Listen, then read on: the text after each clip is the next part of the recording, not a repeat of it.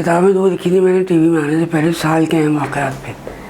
اچھا اب ارادہ ہے کہ اپنی یادداشتیں اس میں تو ہوتا ہے سمانے, ہمارے سمانے کون پڑے گا, وہ ہوگی کوئی شہاب نامے ٹائپ کی کہ جس میں پی ٹی وی کے واقعات, ملک کی تاریخ کے.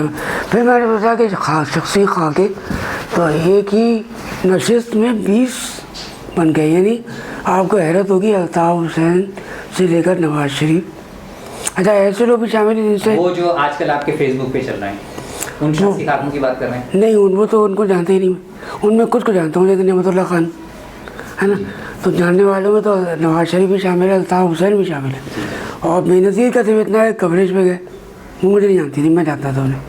اچھا مشرف کا تو یہ ہے کہ وہ جانتے تھے. شروع کوریج میں انہوں نے جو گھور کے دیکھا نا, میں ڈر گیا. ایسے یوں کہ نہیں بات ہے, تو میں ایک دم پیچھے ہو گیا تھا.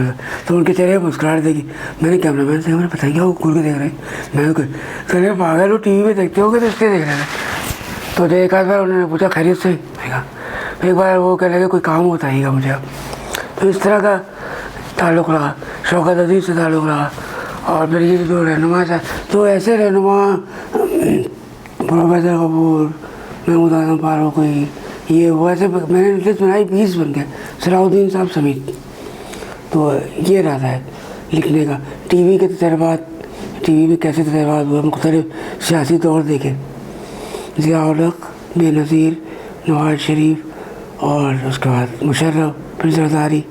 تو آپ یہ شخصی خاکے لکھنے کا آپ کا ارادہ ہے؟ ہاں, ٹھیک ہے, اور یادداشتیں انشاءاللہ. ٹھیک ہے کہ جو ہے یہ ایوب خان فاطمہ جناح کے الیکشن تھے تو میں اتنا بڑا تھا, اس سے بھی چھوٹا تھا, وہ بھی یاد ہے. تو اس سے نکال کے اور اس وقت عمران خان کے الیکشن تک. تو اس طرح کے جو ہے سیاسی واقعات اور شخصی خاکے یا یادداشتیں